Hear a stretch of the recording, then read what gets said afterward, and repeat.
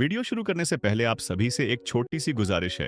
अगर आपने अभी तक हमारे चैनल को सब्सक्राइब नहीं किया है तो जल्दी से सब्सक्राइब करें और साथ ही बेल आइकन भी दबा दें ताकि आपको हमारी नई और दिलचस्प वीडियो की नोटिफिकेशन सबसे पहले मिले। बिल्लू भाई की कहानी। बिल्लू भाई एक भरा हुआ घराना रखते थे। उनके वालिदीन, बहन भाई सब मौजूद थे और वो बहन भाइयों में सबसे बड़े थे। मगर बचपन में बीमारियों ने उन्हें कमजोर कर दिया था, जिसकी वजह से उनका जहन भी तेज न रहा। स्कूल की तालीम में दिल नहीं लगता था, सबक याद रखना मुश्किल था। बड़ी मुश्किल से उन्होंने मैट्रिक मुकम्मल किया। अब वो 25 बरस के हो चुके थे।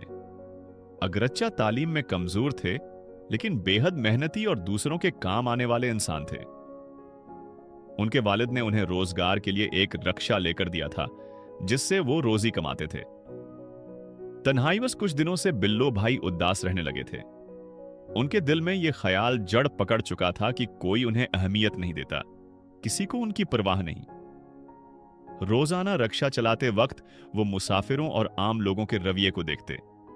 उन्हें महसूस होता कि मजदूरों और मेहनत कशों को इज्जत नहीं दी जाती, चाहे वो कितनी ही मेहनत क्यों ना करें।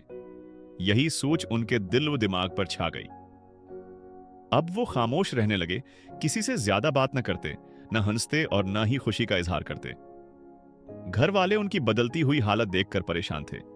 वो समझाते, प्यार जताते, लेकिन बिल्लो भाई की सोच न बदली। नाजिम उनका करीबी दोस्त था जो दुनिया में अकेला था। वो अक्सर बिल्लो भाई से कहता, बिल्लो, तुम खुश नसीब हो कि तुम्हारा खानदान है, मेरे पास तो कोई भी नहीं। मगर बिल्लो भाई पर कोई असर न होता। बिलाखिर उन्होंने फैसला कर लिया कि अब वो किसी के मामले में नहीं पड़ेंगे, न किसी की मदद करेंगे, न किसी से बात करेंगे। उन्हें लगा कि अगर कोई उनकी परवाह नहीं करता तो वो भी किसी के लिए क्यों सोचें। मगर बिल्लो भाई की परेशानी कम होने के बजाय और बढ़ने लगी। वो मजीद उदास और चिड़चिड़े हो गए। एक दिन वो थिकन से चूर एक पार्क के करीब रक्षा रोककर घास पर लेट गए। तभी उनकी नजर एक जख्मी कुएं पर पड़ी जो उड़ने के काबिल नहीं था। पास ही एक दूसरा कुआं जोर जोर से काएं काएं कर रहा था, जैसे अपने जख्मी साथी की हिफाजत कर रहा हो। बिल्लो भाई दिलचस्पी से यह मंजर देखने लगे। वो जख्मी कुएं को घुंसले में रखने का सोच रहे थे, मगर फौरन ख्याल आया कि वो तो अब किसी की मदद नहीं करते, इसलिए अपनी जगह से नहीं हिले। अचानक उनकी नजर एक बली पर पड़ी जो जख्मी कुएं को खाने के लिए घात लगाए बैठी थी। मगर वो कामयाब न हो सकी, क्योंकि कुछ ही देर में वहां कई कौवे आ गए और सबने मिलकर बल्ली को भगा दिया। यह मंजर देखकर बिल्लो भाई के दिल में अजीब सी कैफियत पैदा हुई। उनकी आंखों में आंसू आ गए। ये परंदे भी एक दूसरे की मदद करते हैं और मैं इंसान होकर दूसरों से मना मोड़ चुका हूं, उन्होंने सोचा। उसी लम्हे वो उठे, जख्मी कुएं को उठाकर घोंसले में रखा और दिल में एक नया फैसला कर लिया, चाहे कुछ भी हो जाए, मैं हमेशा दूसरों की मदद करूंगा। बिल्लो भाई रक्षा लेकर घर की तरफ रवाना हो गए, मगर रास्ते में उनका रक्षा बेकाबू होकर फुटपाथ पर चढ़ गया और नाले में जा गिरा।